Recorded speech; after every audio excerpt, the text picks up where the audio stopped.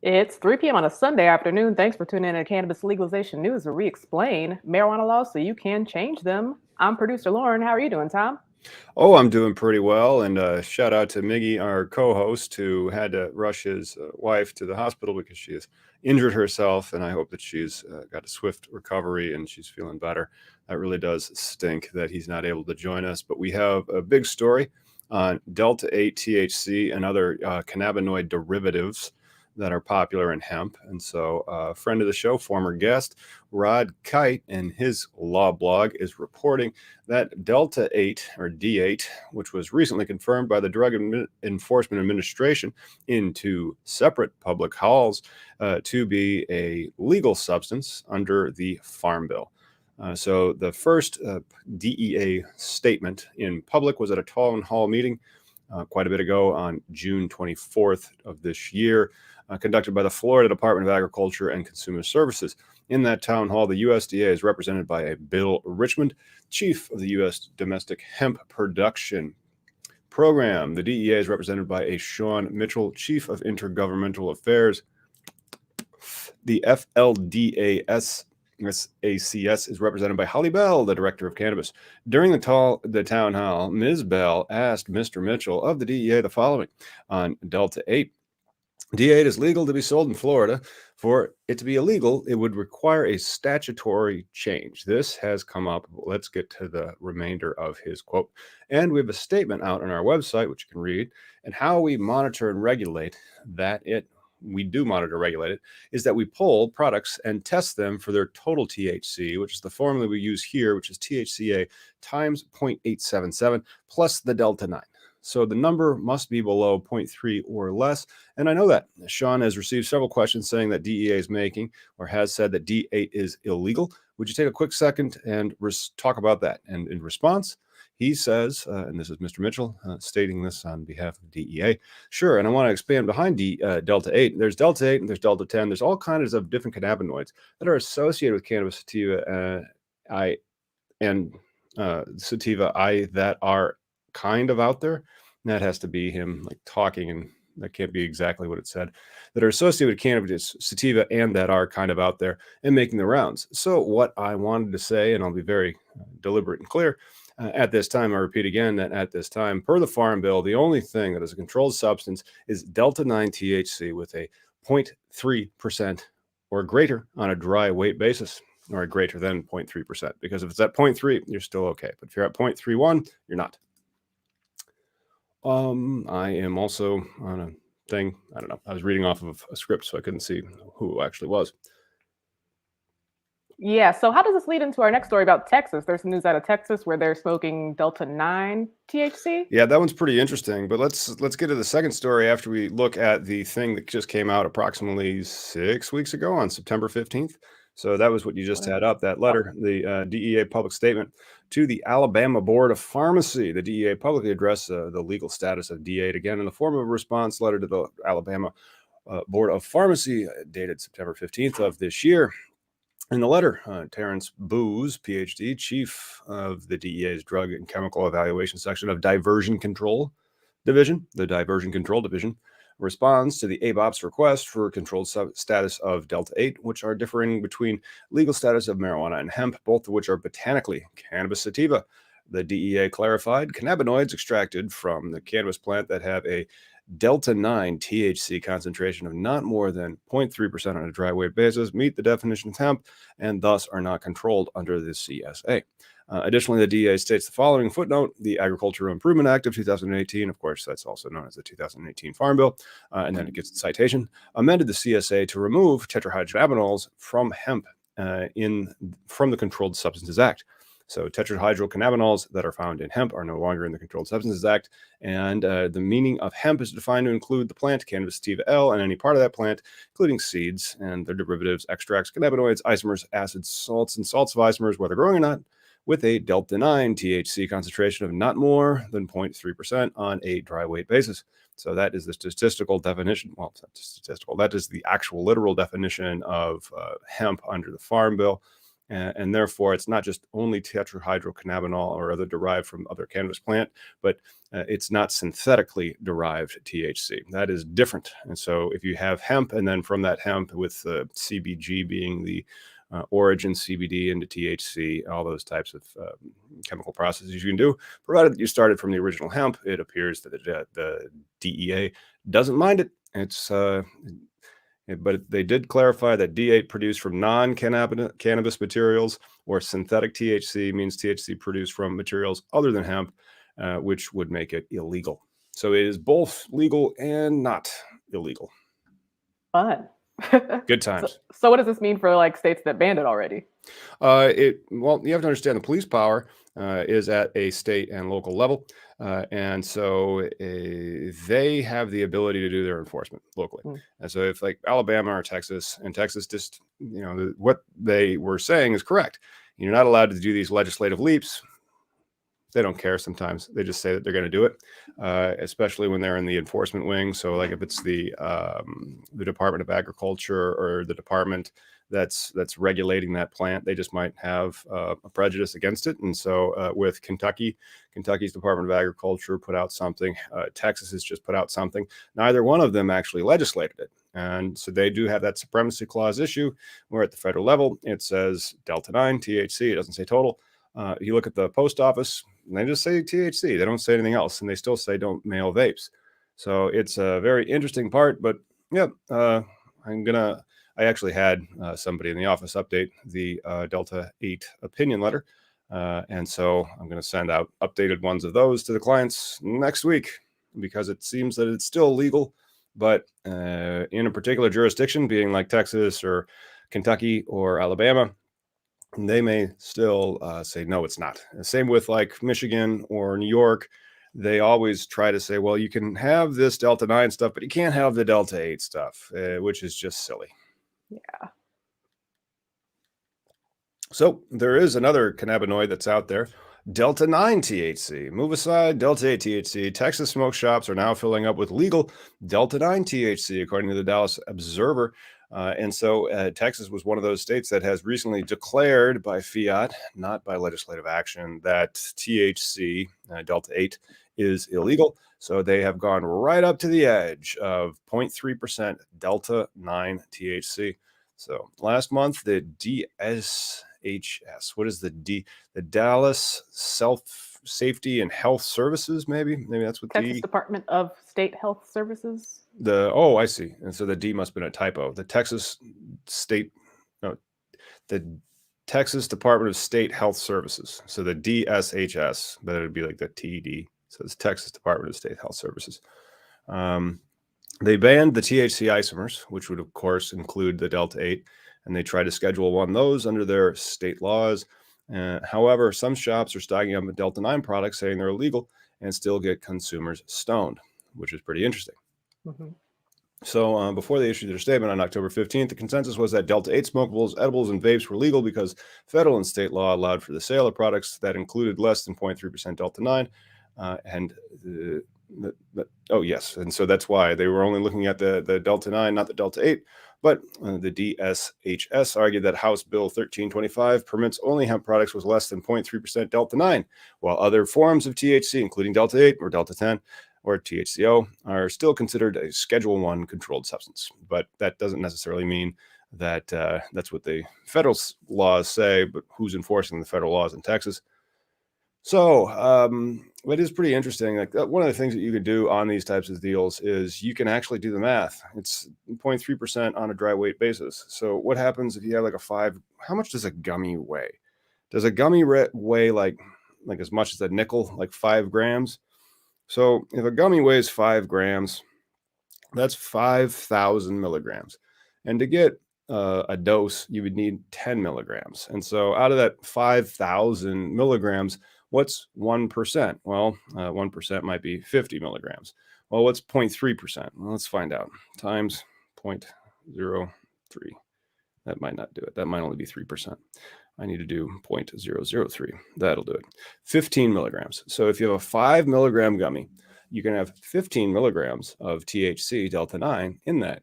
That's a pretty thick gummy. It has 15 milligrams. And so then you could just say, hey, it's 0.3% on a dry weight basis. It's a 5 milligram gummy, and there's only 15 milligrams per gummy.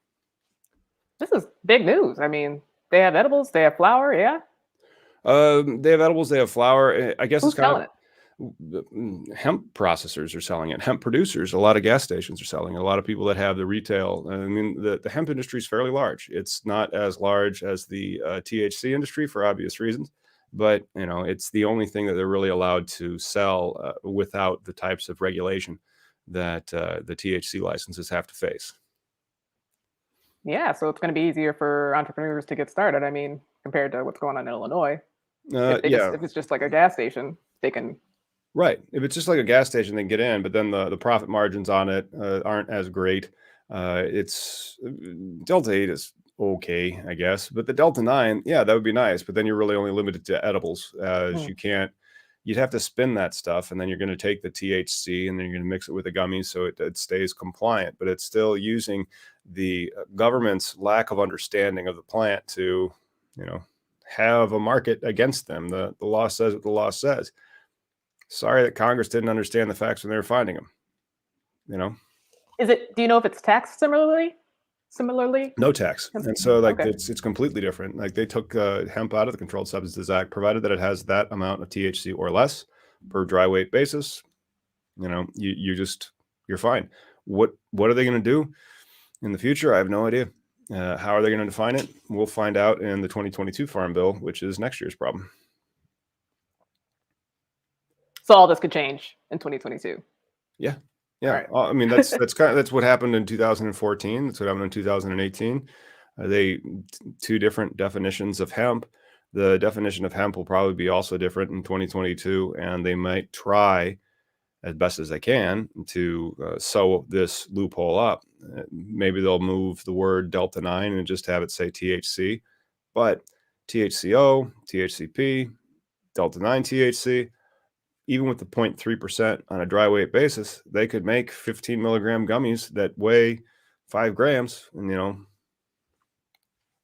they can be selling those all day. So why would you get an infuser's license? If you wanted to make edibles? You should get a hemp processor's license, especially in Illinois. Especially when you have the products that you just can't sell. Because let's say you get that infuser license. You can't make ice cream. You can't make baked goods. You have to follow, how are you going to make that your scone is in a sealed, odor-proof, child-proof container, right? And then there's regulations that say no frozen products. And so ice cream's out, which makes no sense. You can't have ice cream. Why? Because it appeals to children. So what? We're going to just now sue cookies because they appeal to children? No. It's an interesting little problem, but it just has to do with people not understanding, and they trivialize the plant. And so even people that are not in the industry, they still look at it like it's, bad. You should be doing something better with your life than weed. That stigma is against it to this day. Yeah, for sure. But I mean, hey, Texans, have fun out there. That sounds like a nice market. Untaxed edibles, 15 max milligrams of THC? No. That was using the we took a 5 gram gummy and then said, okay, well, what's 0.3% of a 5 gram gummy? Well, if there's 5,000 milligrams in that gummy, 15 milligrams would be 0.3%. And therefore you could have a 15 milligram gummy that weighs 5 grams that would be compliant with the hemp bill. So yeah, you could make those gummies all day. And then I just, depending on what the actual, because I don't know if an actual gummy weighs 5 grams or if a gummy weighs 10 grams. I've never weighed a gummy. I should, I guess, but for right now, I just haven't. Why? But, there's ways that, so you can have, and it's going to be an interesting arbitrage opportunity for the people that are going to make those 15 milligram gummies and sell them at a gas station versus the people that are going to have a cannabis license, buy the hemp, and then, distill it themselves and then sell it at a dispensary for a higher price point. I'm not even sure if you'd be able to tell the difference between the two. I mean, you could if it depends on the other ingredients that you put in there besides the THC. how well it's going to taste. And then I would imagine that the gas station brands care a lot more about money than quality. But, prove me wrong, gas station brands. Prove me wrong. I'm sure they have more freedom, though, to test and like experiment with different flavors and different additives because they're not like a licensed cannabis business. So that's right. So they could actually explore flavors that might appeal to children, as opposed. And then New Jersey is really regulated. So if you wanted to make an edible business in Jersey, you'd almost want to do this and not the other one. I mean, you'd try to like create a brand and then see if you can, go backwards into getting the THC license if you even need it, because that THC your profit. I mean, you'd have to create your spreadsheets and see what your P&Ls would look like. And then you wouldn't have to have the regulatory aspect, the banking aspect. I mean, for a bank account, you're probably talking $1,500 a month just to have it. That's $18,000 a year just to have a bank account because you're a cannabis company. Good luck. Jared Cardenas said the complexity is unnecessary. It's too complicated. Yeah, that's so true. I feel like it's just so high learning. You have to hire somebody like you to like understand what the heck is going on. And they make it like confusing as on purpose. They do. They've made it like opening a hospital or a casino where they're really trying, and it goes back to their misunderstanding of the product. So if it was really as dangerous as gambling or even as alcohol, the regulations I think would be about right. But then when you look at how dangerous it actually is, the regulations should be substantially less. The education aspect of it, though. And then once you get your license, you pull up the ladder so nobody else can get theirs. We don't need any more of these licenses. I have the license for this 30 square miles and I'm doing just fine. And that happens. And so like, why would we get more competitors? Because freedom? No. And so you have those two problems. And now that they're going to have this limited market, and meanwhile, an edible company, if they really wanted to make their edibles and have freedom, would be using hemp. But it becomes really difficult then and ballsy as somebody's going to have like just Delta-8 derived from hemp because it's there. And that Delta-8 would then be used in making a final product whose by dry weight basis would test compliantly. That while in processing hemp, though, it's clearly THC. And so somebody's got like a liter of oil that's like pretty much pure THC somewhere as they're making those baked goods or as it's making those edibles. And if the DEA wanted to, they could come in and stop it. Or let's say the entrepreneurial New Jerseyans like, you're right, I can't make gummies. This is stupid. Or ice cream.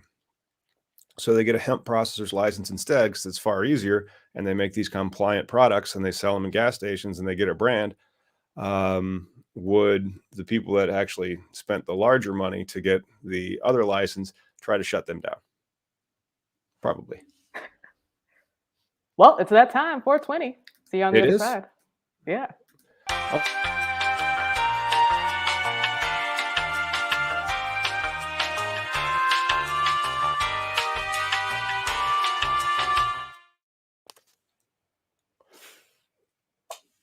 All right, the next story out of the HeraldNet, Mountain Town marijuana mishap was quite the stinker. They're having a issue. This is par for the course in headlines for cannabis, using a pun in the headline. Yeah. There are some editors in journalism that read a cannabis headline and say, you know what?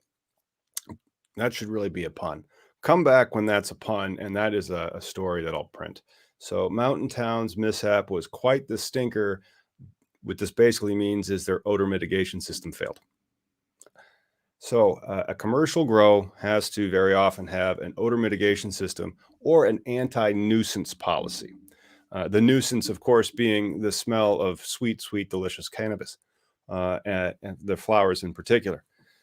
So odor mitigation, and then there's various regulations depending on which one you're looking at. Like in Colorado or something, they actually have it defined in like parts per million or something in the air, and they have these very special smelling testers that they'll go out and smell around your cultivation facility to see if you're compliant. And that might not be at the state level. That might be just like one particular community that's like, yeah, we don't like how it smells.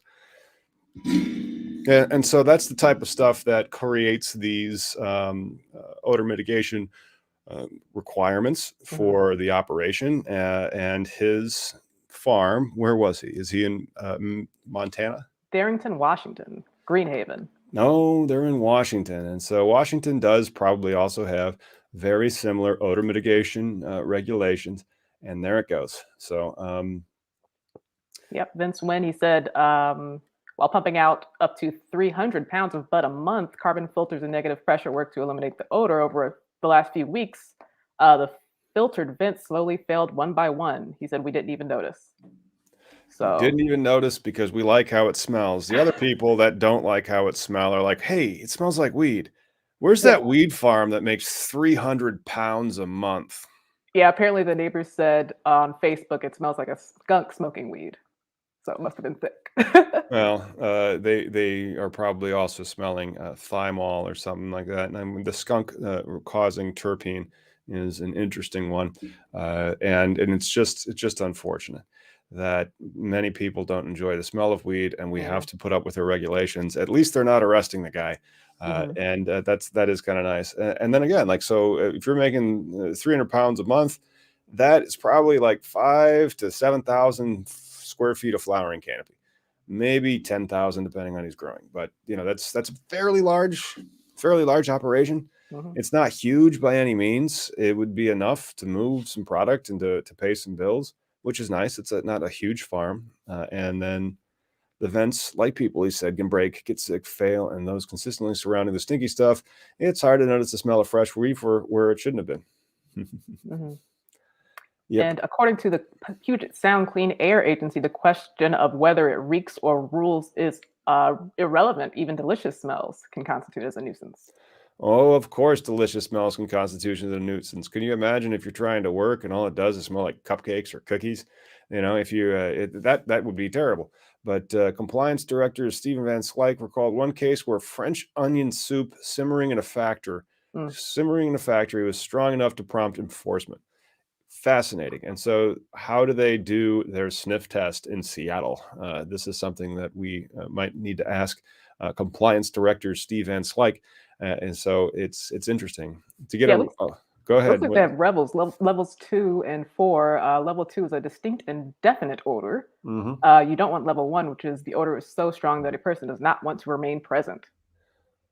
Interesting. But that's so differing. I mean, people have different nose sensors. I don't know, like, do they have like a measuring tool to define that, or is it like a vote? In Colorado, in Colorado, I remember those types of things where they actually, and Colorado's a dual licensing system, and Seattle's more of a single licensing where you got the license from the Liquor and Control Board or whatever, the LCB, I believe Miggy always talks about. So they issue it from the state level.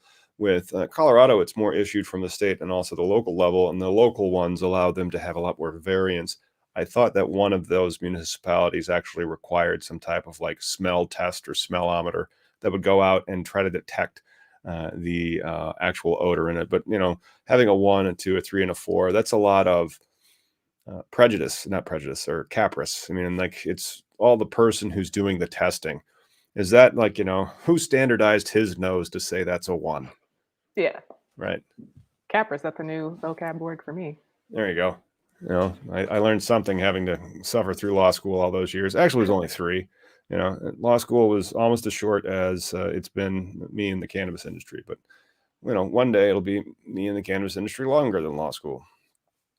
So, shall we move on to the next story? Yeah, because I'm really not sure about the rest of this. A 200-acre plot of stuff. I mean, it seems like a completely different one. But the next story is a pretty interesting one out of the Fresh Toast. Cannabis legalization reduces suicide risk among middle-aged males. The Fresh Toast is reporting. Despite the ongoing marijuana legalization trends, there are still fierce opponents who insist that prohibition will lead to higher rates of mental illness and or suicide. Not true, according to a new study, and then this is from a whole bunch of safety schools. For example, Case Western Reserve University, their School of Medicine, the Yale Law School, the Cato Institute, and the Reason Foundation, a place where nobody ever wants to, spend a career. And they've found, again, using their education that they've learned from somewhere, there's no correlation between cannabis use, suicide, and mental illness. This is fantastic because this is actually something that's been it was substantiated by a previous study. And then when you see studies substantiating other studies, then you have like a trend, and then eventually you are going to prove your hypothesis that no, cannabis is not harmful. That's pretty cool. Yeah, I mean, good news. Do you remember that there was like a bill that was being drafted in Colorado about teens smoking weed and like wanting to kill themselves or something? Do you remember that? There's a lot don't of remember stories that. floating around, but Oh yeah, and then that one guy that shot up all those people said, "Hey, people shouldn't do drugs. People are smoking Yeah. marijuana now." And I'm like, dude, a lot of people are smoking marijuana. You're the one who shot up a whole bunch of people. yeah. Why are you blaming other things for the shit that you did that was terrible? Because people like to blame other things. It's what they do. Yeah. They clearly thought that would help him. Mhm. It's just really sad. But in Yeah. a contrarian or contradictory story, according to Yahoo News and this professor out of the University of Michigan, weed withdrawal, more than half of people using medical cannabis for pain experience withdrawal symptoms. Yes, that's another interesting one. I've been watching the Dope Sick on the Hulu, and the Dope Sick on the Hulu, they do some very terrifying withdrawal symptoms from OxyContin. Those are withdrawal symptoms. My withdrawal symptoms from weed has been being cranky and irritable, and then you might not be able to sleep a little bit for a night. But if you don't think about it, you're usually fine. Or if you go like work out, or if you eat something, you're fine. With the withdrawal symptoms that come from those opioids, especially the OxyContin, as documented in like Dope Sick, it's not sure if you checked out that. It's kind of like it's got Michael Keaton in it, so it's a. Oh yeah, I saw trailers for that on Hulu. Right, You said on Hulu, and so I've been binging on that, and they do this peculiar thing at the end of it. They do an advertisement for the next episode, and you're like, dude, I'm already watching it. I'm binging it. Just go to it. What the heck? Who coded this? But yeah, so it's good. And then it also shows the double standard. Not like we gripe about alcohol a lot, but we don't gripe near enough about Purdue Pharmaceuticals and what the Sackler family did in marketing this drug under the auspices of curing pain. By using an opioid and then by manipulating the FDA to say that their label is less addictive, and then they hire the guy who was in charge of FDA when they made him say that. Man, and then like 500,000 people died, and weed is still illegal. And that was like, they were able to do marketing campaigns. They were able to write all that stuff off. They were able to get all those people super addicted. And last year, 90,000 people died. And here they are saying that more than half of medical cannabis pain users experience withdrawal systems. Can we like be a little bit more honest about how withdrawal works? Like how many of them, committed a crime to satisfy their need? How many of them had because you hear about alcoholics that are particularly bad at it, they may have real withdrawal symptoms where they may die, or same with heroin users, because then they'll relapse and they may die. Where is that on cannabis? I mean, like giving up sugar was hard. Oh, that was tough, but you were fine. Yeah, it was fine. I think it's more like that. You get cranky, you get irritable, you're out of your when people get removed from their habits and their patterns that they do on a day basis, they get a little more irritable, Yeah, it's just I'm glad this didn't like hit every cannabis page like on the front page, because this is kind of just like a silly story. Everything you can get withdrawal symptoms from if you're like consuming it every day or just using it as medicine, Right. And that's working like, out, you can get withdrawal symptoms from not true. working out. And then what? And caffeine withdrawal symptoms way worse. Mm. Yeah, because if you have the sorry about that. Yeah, there you go. With caffeine, it's the same thing. And so I'm going to have coffee tomorrow because I don't want to get a caffeine headache. Mm-hmm. I've been drinking coffee for years. It is delicious. That is different. I mean, like if I didn't have it, I might get a headache and be irritable. I'm not going to be like, jonesing as if it was something addicted, like at the level of heroin or meth or crack, something that's like exceedingly addictive. And that the lack of nuance in the discussion is the worst part. Like they don't say, here's the relative withdrawal symptoms from stuff. They just say, oh, this is terror, Yeah, it sucks we have to cover stories like this because I don't know. It's just like, half of me is like, we should talk about it because they're clearly like trying to, this reefer madness is still happening all over the place. But the other half of me is like, we shouldn't even give them the space to talk about it. But I think it's important to present it to everybody because you can miss this type of stuff and not know what to say if somebody presents this to you like at a Thanksgiving table.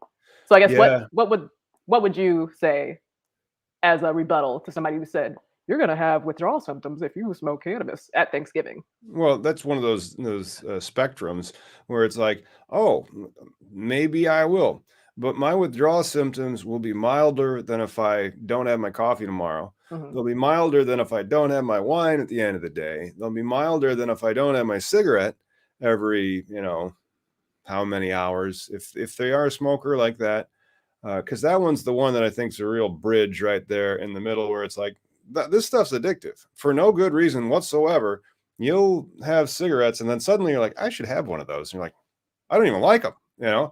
That's weird. Like with coffee, you could have it and your first cup, like if you're 12, maybe you don't like it because it's bitter. But then, when you're having it, then you can look at it and you're like, oh no, there's antioxidants in it. There's more things to it. It can also be a stimulant, liver protectant. You can look at it and say, this is good for me. Like with cigarettes, it's just really difficult for you to look at and say, yeah, this is good for me. Yeah. Yeah. Well, on that, should we play Name That Strain? We should.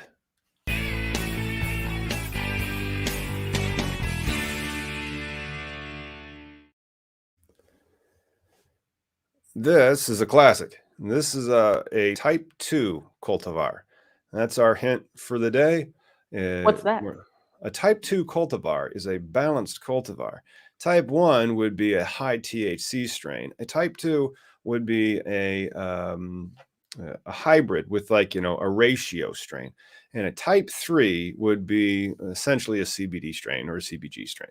That gets into type 4. Type 4 still hasn't really been recognized in the cannabis as much. That would be like your lesser cannabinoids or your rudalaris or other stuff. But that's generally how it breaks down. So this would be one of the ratio CBD to THC strains, more of a balanced one.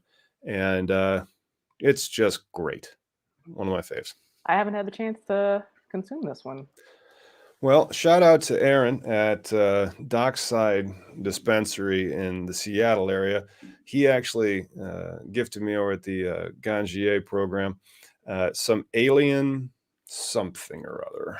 And it was a similar style of strain where it was a type 2 cannabis where you have a ratio of THC to CBD. And they're more balanced. They're a little bit more medicinally active because of the entourage effect. So if you want to, depending on, and what are you using the cannabis for? If some people are using the cannabis medicinally for like Crohn's or for autoimmune or other issues. There, Alien Rock Candy. Thank you. That that was, I believe, the alien. That's not this. That's the one that he gifted me. That was the Alien Rock Candy, and that's some delicious stuff. That's a type 2 cultivar. Let me see if I can review my SAP journal from the Gangier app, which if you haven't done that yet, I highly... Oh, no, this one's called Alien Moon Candy. It must have been a type of cross similar to Alien Rock Candy, but yeah, it's a type 2. And this one is pretty interesting. I mean, the MK Ultra is one of its parents. MK Ultra is one of its parents. That's the hint. Yep, that's another one. That and it's a type 2, so it's a ratio cannabis. Okay, I'm gonna watch these comments roll in while you take this next story.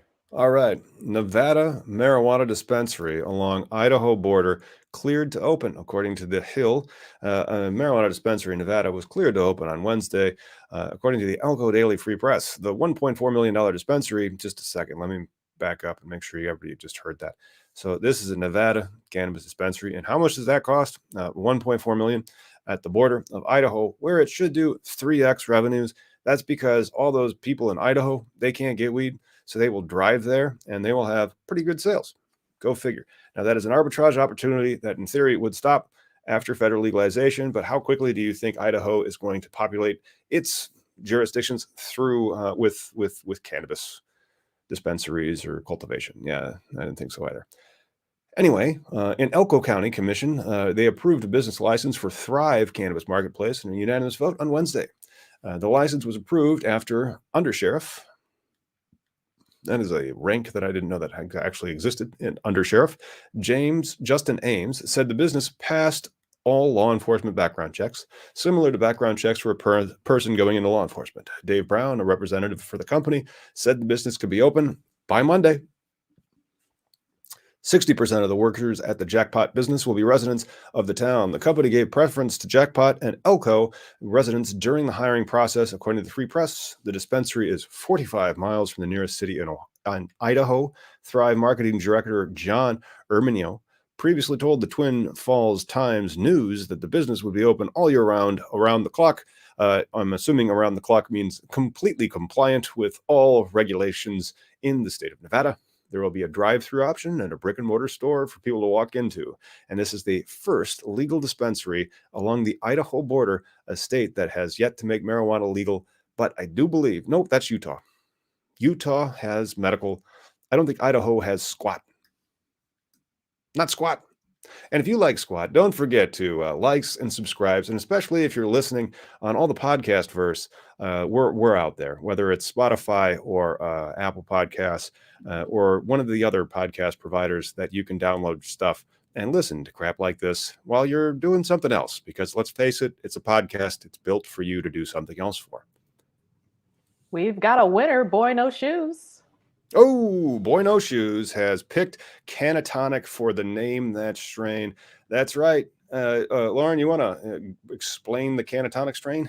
Sure. According to Leafly, Cannatonic is a mostly CBD marijuana strain made by crossing MK Ultra and G13 Haze. This strain produces a relatively short-lived mellow high that is also uplifting and powerfully relaxing. Medical marijuana patients choose Cannatonic to treat pain, muscle spasms, anxiety, and migraines. This strain has a slightly earthy odor with a sweet citrus flavor. Gotta check that out. Yep, and that sounds like that alien moonshine that I was enjoying last week. They're great strains. We hope to be able to bring some of them to the marketplace. One of the things that, I think is often overlooked because like THC is just, everybody's like, woo, I got 89 million %. I'm like, that's cool. But what were you using it for? And so when you have that, what were you using it for conversation, cannatonics, those types. I mean, I think if you're an older person that's looking to get back into it and they don't want to get like, they're like, oh, it's too strong now, I got to be really careful. Pick a strain like Cannatonic.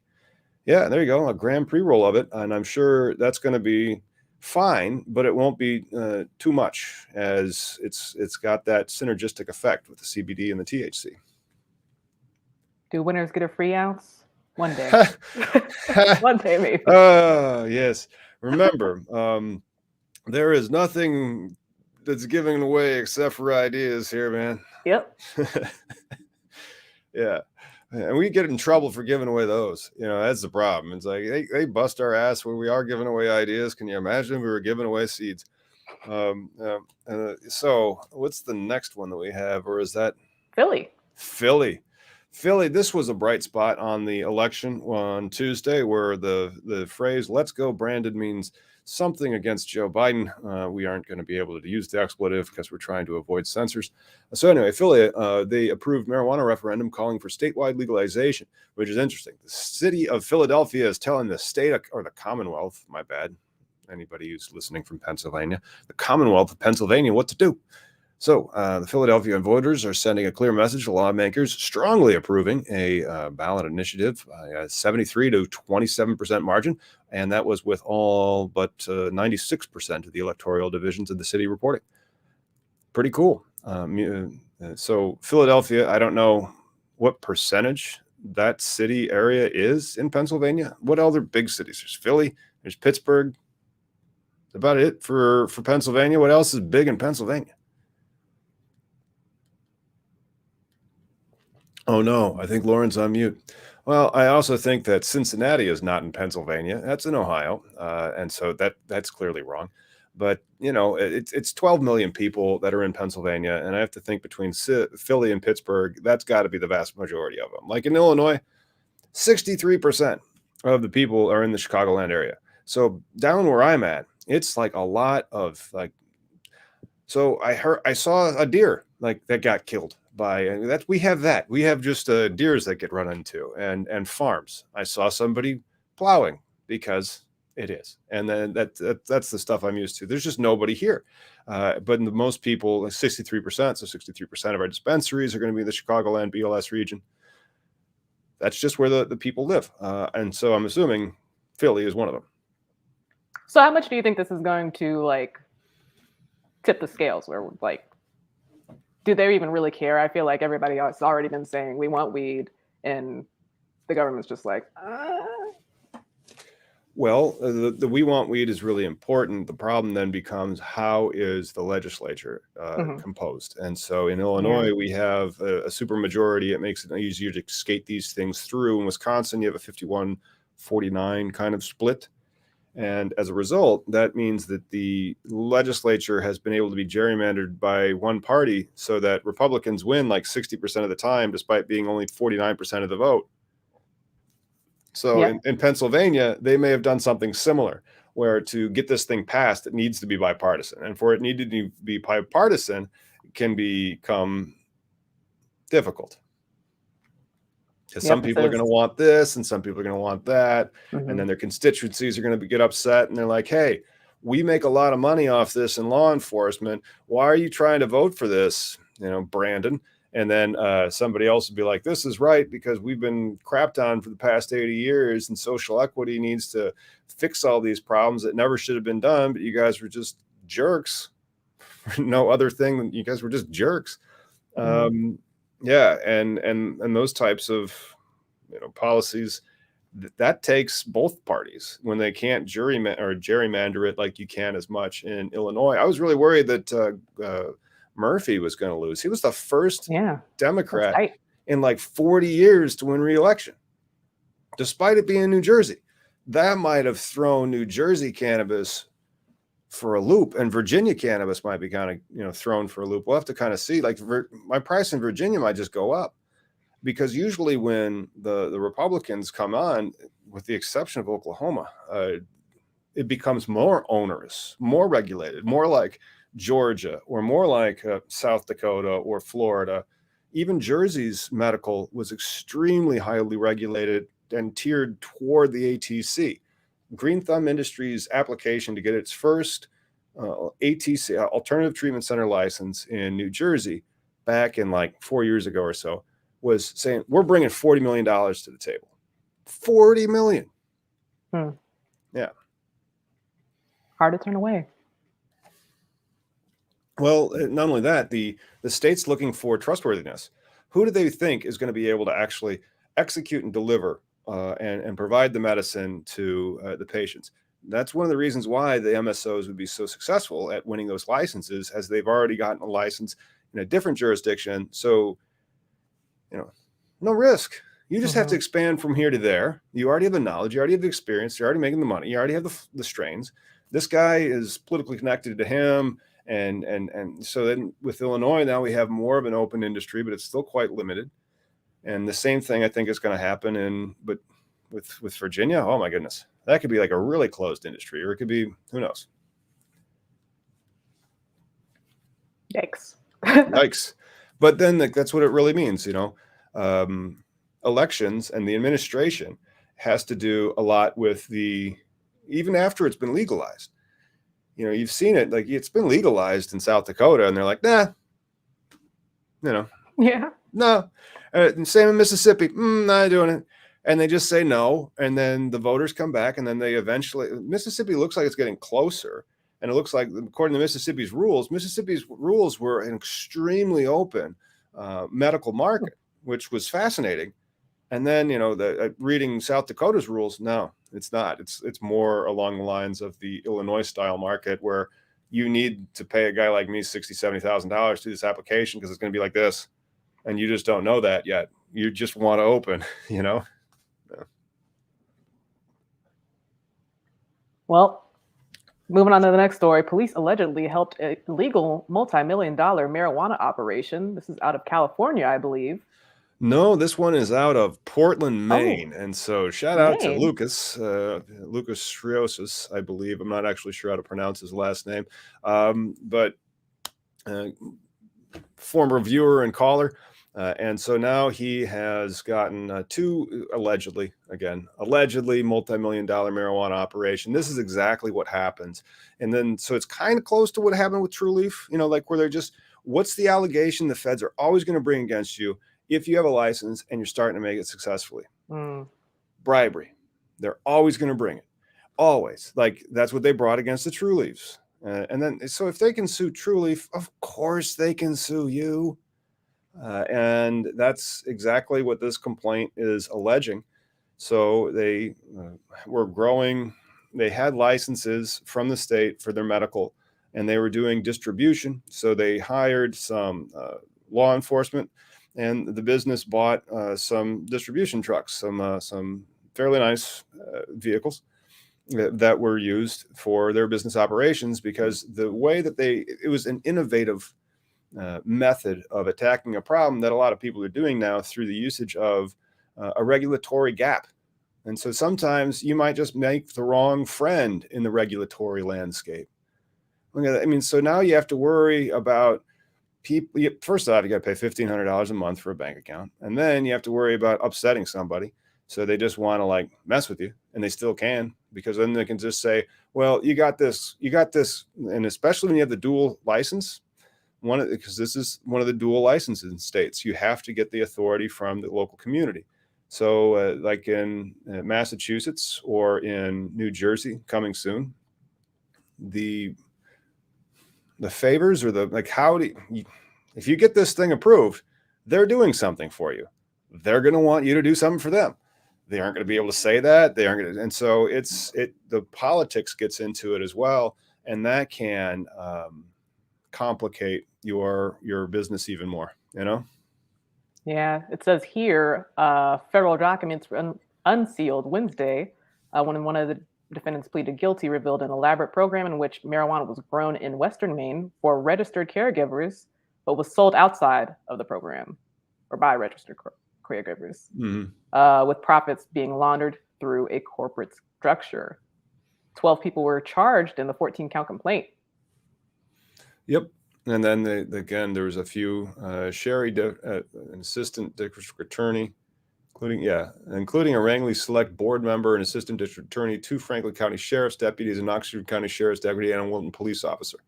So again, if you upset somebody and they got some gears to grind against you, and you have these licenses, they might just try to come down because they can. And they say the only way that you got that was that you had friends over here, and then those friends did a favor for you, and suddenly you got this. It's and you're telling me that Chicago's not going to have stuff like this? This happened in Portland, Maine. You tell me you think Trenton's going to have stuff like this, or Bridgeport? There's places where deals get done, and then this industry has come into these jurisdictions. There is no way. I mean, U.S. attorneys that want to make a name for themselves, they can, until they change these stupid laws. Maine is the place we put out about last week when they had that really screwy lottery. Oh yeah, it wasn't screwy. It happened exactly how I told the people to do. Now what you do is you spend. How much did they spend? I said, you just spend a whole bunch of money on the lottery tickets. If you have the real estate, it's real easy to win. So they had 700 applications. I want to say. And then these guys applied like half of them, like 350. So it was a $750 lottery ticket times 700. Yeah, that's what the report was. They made about $500,000. The city made about $500,000 and just thank you very much. Thank you. Of course, good luck. Good luck. Hope you don't bribe anybody. Good luck. And so that's $500,000. So if you divide that by 2, you get $262,000. And so what I told them, it's real easy. You just have to pay me like $4,000 or $5,000. I'll help you make sure you get into the lottery, and you then buy $200,000 worth of lottery tickets. You will win. And if they would have done that, they did. They won 2 out of 3 because they had 50% of the ping pong balls in the sample set. So when they drew the first one, they had a 50% chance. And then they didn't have a cap. Didn't we have a cap in Illinois? Oh, not if you did it like the green and exploited veterans. So if you did it like them, basically what you did is you got all your family members together to a certain extent, if you needed to, because you could have just gone over and then said, oh, I'm over. Can I sell these to somebody else? And I think that's kind of what they did, but they also had family members. And so you would find the perfect unicorn, the social equity veteran, and you'd certify that they actually have it. Great. Then you loan that company $100,000 and just buy lottery tickets. And then you would get 7 of those guys. And that's what they did. So they applied 185 times, $1.7 million. Gross. And they won 18. They spent $1.7 million and they made, that's probably worth like $250 million. Yeah. And so how does that reduce the barriers to entry if you're allowed to stuff lottery tickets? And then they did it in Kittery, Maine. Right now, like Ohio's actually doing a really good job of fighting against it. So the Ohio lottery is they're just locking you out as like the same thing. Like, the Q&A is going on in Ohio, just like it did in Illinois. So the Q&A is going on and you're looking at it and you're like, I can't do that. I can't do that. So like all the statistical edge that you were planning on doing is just getting knocked out. And it's becoming more and more, if you have the real estate, that's great. And then you need to be able to say, okay, you can put as many on this real estate as you want. But then very often the person who's putting on that thing on the real estate, they want to win. So they don't want to dilute their own pool. Yeah. So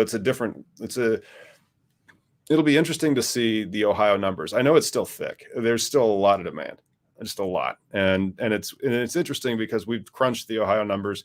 It's not that profitable right now. All right. We'll keep an eye on that. But for this last story, I think it is a stock one. Let's do it.